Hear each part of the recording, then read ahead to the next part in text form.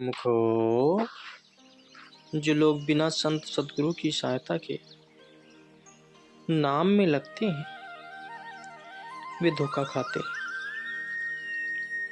उनकी मेहनत व्यर्थ जाती है। इसलिए महापुरुषों का यह उपदेश होता है कि सद्गुरु की शरण में पहुंचकर नाम की कमाई की जाए, ताकि उनके वचनों की रगड़ से हमारे रूहानी संस्कार उभर आए और रूह को निज देश की तरफ चलने का अवसर हाथ आ जाए।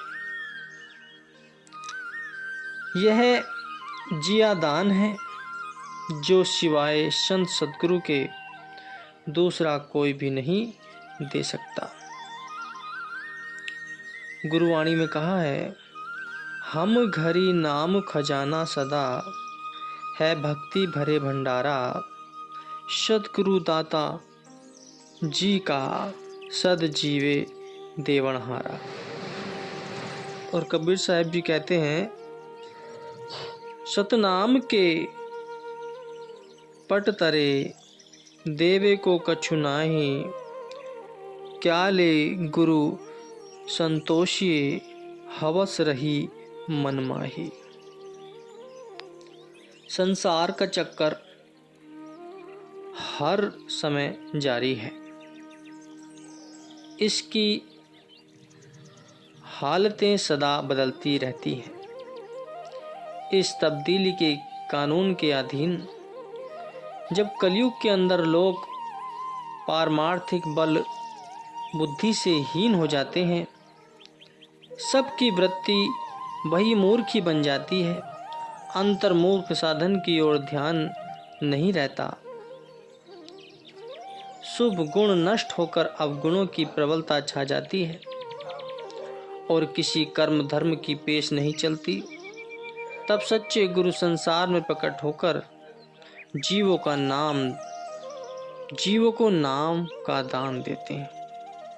प्राचीन काल में जितने भी महापुरुष हो गुजरे हैं, सबके अंतर्गत इसी नाम का सिलसिला चला आया है।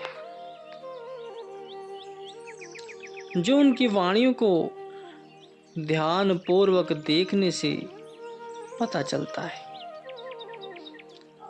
हर एक महापुरुष की वाणी के अंदर इसके इशारे पाए जाते हैं। इसकी उत्पत्ति किसी खास समय या युग से संबंध नहीं रखती और न ही किसी ऋषि मुनि या अवतार ने इनको रचा है। यह कुदरती वस्तु है जो कभी पुरानी और मैली नहीं होती। कहा है कि सचु पुराना ना धिये नामु ने मैला होए। और जैसे भेदी के बिना किसी वस्तु का ज्ञान नहीं होता, ऐसे ही संतों के बिना नाम की प्राप्ति नहीं होती। अपनी मनमति से नाम जपना और गुरमुख होकर नाम लेने में बड़ा अंतर है। मनमुख के किए हुए कर्म धर्म सफल नहीं होते और गुरमुख की कमाई सफल होती है। गुरमुख होने की शर्त क्या है? क्योंकि नाम का अधिकारी केवल गुरमुख ही है। चाहे गुरु अपनी दया से जो कोई शरण में आ जाता है उसे नाम का दान बख्श देते, परंतु लाभ वही उठाता है जो उसका पात्र होता है। जो पात्र या संस्कारी नहीं होता वह उसकी महिमा को नहीं जानता। बादल सब जगह एक समान वर्षा कर जाते हैं, परंतु जो धरती अच्छी होती है उस पर उसका असर कुछ और होता है और ऊसर जमीन पर कुछ और होता है। इसी प्रकार सद्गुरु नाम तो सबको बख्श देते हैं, किंतु जो संस्कारी होते हैं वे उसमें रंग जाते हैं और जो संस्कारी नहीं होते वे वैसे के वैसे पड़े रह जाते हैं। और यह बात प्रत्यक्ष देखने में आती है कि संतों के दरबार में 2 सेवक आते हैं। उनमें एक तो अपना सब कुछ बना लेता है और एक के पल्ले कुछ भी नहीं पड़ता। तो कारण यह है कि जिस प्रकार शेरनी का दूध सोने के बर्तन के सिवाय नहीं ठहरता, ऐसे ही नाम भी गुरुमुख के हृदय के सिवाय नहीं ठहरता। गुरु की तरफ से कोई कसर नहीं होती, वे तो दानी होते हैं।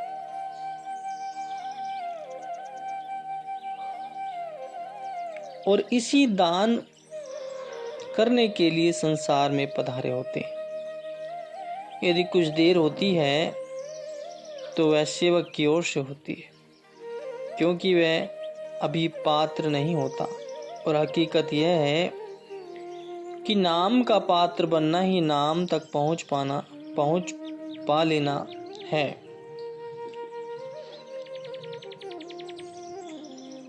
आगे मंजिल ही खत्म है। इसलिए संतों ने मन की सफाई के वास्ते गुरु की सेवा का अंग साथ शामिल कर दिया है कि जब सेवा करते करते सेवक का मन शुद्ध हो जाएगा तो वह तुरंत ही नाम की संगत में रंगा जाएगा। क्योंकि जैसे मैले कपड़े के ऊपर भली प्रकार रंग नहीं चढ़ता, ऐसे ही मैले मन पर भी नाम का रंग नहीं चढ़ सकता। जब वह शुद्ध होगा तो नाम की लाली को ग्रहण करने में उसे देर नहीं होगी। यही तात्पर्य गुरुमुखता अथवा गुरुमति को धारण करने का है। गुरु से ज्ञान जो लीजिए, शीश दीजिए दान, बहु तक भेदो वह गए, राख जीव अभिमान।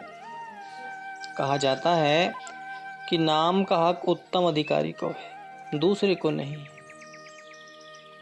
यह ठीक है, लेकिन सवाल यह है कि मनुष्य उत्तम अधिकारी बनेगा कहाँ और उसे बनाएगा कौन? उसके लिए भी तो आखिर उसे कुछ हाथ पैर हिलाने की जरूरत होगी, या यूं ही बैठे बैठे अधिकारी बन जाएगा। मान लिया कि सुनार के यहाँ जितनी कदर खाली सोने की है उतनी खोटे की नहीं है, परंतु खोटे सोने को वह फेंक तो नहीं देता। उसका खोट भी तो आखिर सुनार की भट्टी पर ही दूर होता है। यह सत्य है कि नाम की कदर जितनी उत्तम अधिकारी को होगी उतनी माध्यम के पास नहीं हो सकती, किंतु माध्यम भी तो गुरु के सत्संग से ही उत्तम का दर्जा प्राप्त करेगा। यहाँ तक ही तो मनुष्य का सारा यत्न होता है कि वह नाम का परखू बने। जब परख पड़ गई तो बाकी उसे करना ही क्या है। जो लोग इस ख्याल से संतों के सत्संग में नहीं जाते कि जब तक मन शुद्ध न हो सत्संग का कोई लाभ नहीं है, और यही उपदेश दूसरों को भी करते हैं कि वे गलती पर हैं, उनसे यदि पूछा जाए कि भाई तुम जो सत्संग में इस ख्याल से नहीं जाते कि तुम्हारा मन साफ नहीं है, तो क्या सत्संग से दूर रहकर तुम मन को साफ कर सकते हो? यह उनकी परम भूल है, क्योंकि मन की सफाई के लिए ही तो सत्संग है। इसके सिवाय सत्संग का और कोई प्रयोजन है ही नहीं। इसलिए जो लोग संतों के मार्ग में काम कर रहे हैं उनको इन बातों का ख्याल रखना आवश्यक है, क्योंकि जो एक बार मार्ग पर चल पड़ते हैं वे उठते बैठते एक दिन मंजिल पर आ ही पहुंचेंगे, और जो चले ही नहीं खाली बातें बनाना सीखे हैं उन्होंने पहुंचना ही क्या है। चलते मार्ग जो गिरे तासिर नहीं दोष, कहे कबीर बैठा रहे ता सिर करे कोस। इसलिए उठो चलो और तबीयत में हर तरह चलते रहने की आदत डालो।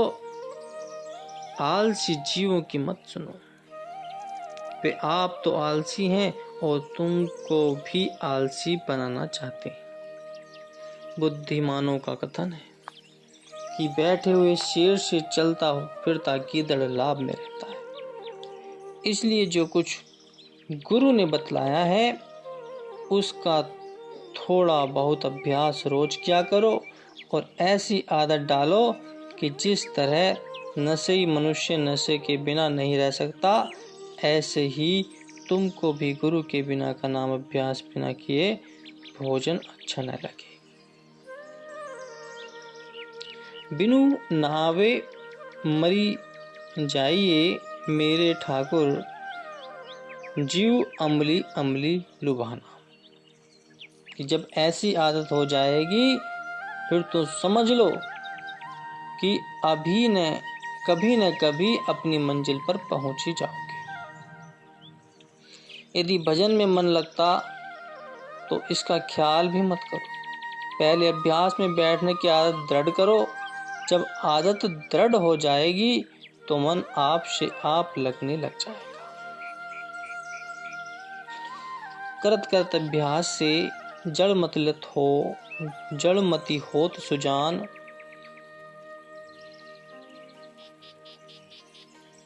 रसरी आवत जात है सिल पर पड़त निशान। 5 साल का बच्चा शुरू में उस्ताद की पाबंदी को कब गवारा करता है। वह आजाद रहकर गलियों में खेलता कूदता जाता है। उसे जमात में पाबंदी के साथ बैठना अति कठिन है, परंतु माता पिता प्यार प्रीति से और लोभ आदि देकर उसे स्कूल में भेजने की पूरी कोशिश करते हैं ताकि उसे कम से कम बैठने की आदत पड़ जाए। जब वह धीरे धीरे लड़का स्कूल में जाने की आदत सीख जाता है तो आगे आप से आप चलने लगता है। इसी प्रकार मन को भी जन्म जन्मांतर से आजाद रहने की जरूरत पड़ी हुई है। यह भजन की पाबंदी कब गवारा करता है, लेकिन जब तुम उस बच्चे की तरह उसको धीरे धीरे भजन की आदत सिखाते रहोगे तो यह अवश्य एक दिन सीख जाएगा और फिर इसको भजन का रस भी आने लगेगा। परंतु पहले आदत का बनाना जरूरी है। कबीर यह मन लालची समझे नहीं गवार, भजन करन को आलसी खाने को होशियार। यह ठीक है कि मन जैसे और कामों को पुरुषार्थ के साथ करता है वैसे भजन की तरफ नहीं लगता, बल्कि इससे जान छुड़ाता है, परंतु इसकी माननी नहीं चाहिए और न ही इसके कहने पर भजन को आगे के लिए छोड़ देना चाहिए, क्योंकि ऐसा करने से यह तुम्हारे बस में नहीं आ सकेगा, बल्कि तुमको एक दिन भजन के काम से रोक देगा। इसलिए इसके धोखे में नहीं आना चाहिए। सांसारिक कामों में चाहे देर हो जाए, परंतु भजन के काम में देर बिल्कुल नहीं करनी चाहिए। नाम के अभ्यास के लिए कोई खास समय निश्चित नहीं है। इसको हर घड़ी और हर समय किया जा सकता है, दिन हो या रात, प्रातः काल हो या सायंकाल, घर हो या बाहर, इसको हर समय और हर जगह पर करने की खुली आज्ञा है।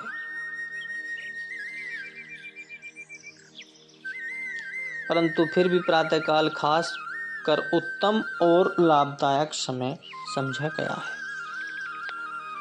क्योंकि उस वक्त मन की वृत्तियां कुदरती तौर पर कुछ शांत होती है और मन भजन में लगता है। दूसरे उस समय चारों ओर शांति छाई हुई होती है, इससे भी मन की एकाग्रता में सहायता मिलती है। इन दोनों बातों का ख्याल रखना अभ्यासी के लिए जरूरी है।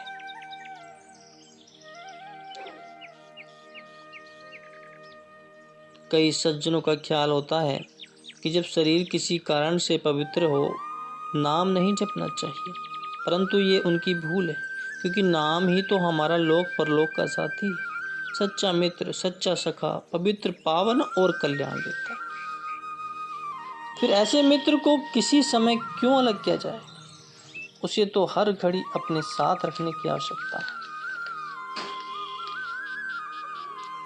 और दूसरी बात यह कि संभव है उस अपवित्र दशा में ही शरीर छूट जाए और जिस अंतिम समय के लिए नाम का सुमरण अति आवश्यक है, वह अनमोल समय हम शुद्ध अशुद्ध के भ्रम में रहकर हाथ से धो बैठे। यह ख्याल गलत है। नाम पवित्र पावन है, वह पापियों को भी पवित्र करने वाला है। उस पतित पावन वस्तु को दूर करके हम पवित्र किससे हो सकते? क्योंकि नाम के बिना तो शरीर से लेकर सारी वस्तुएं झूठी हैं। इसलिए नाम को अलग नहीं करना चाहिए, किसी भी दशा में हो, क्योंकि मन की मलिनता दूर होनी चाहिए। नाम सांसों के द्वारा लिया जाता है, इसलिए पवित्र है और यह किसी समय भी लिया जा सकता है। बोलो जयकारा, बोल मेरे श्री गुरु महाराज जी की जय।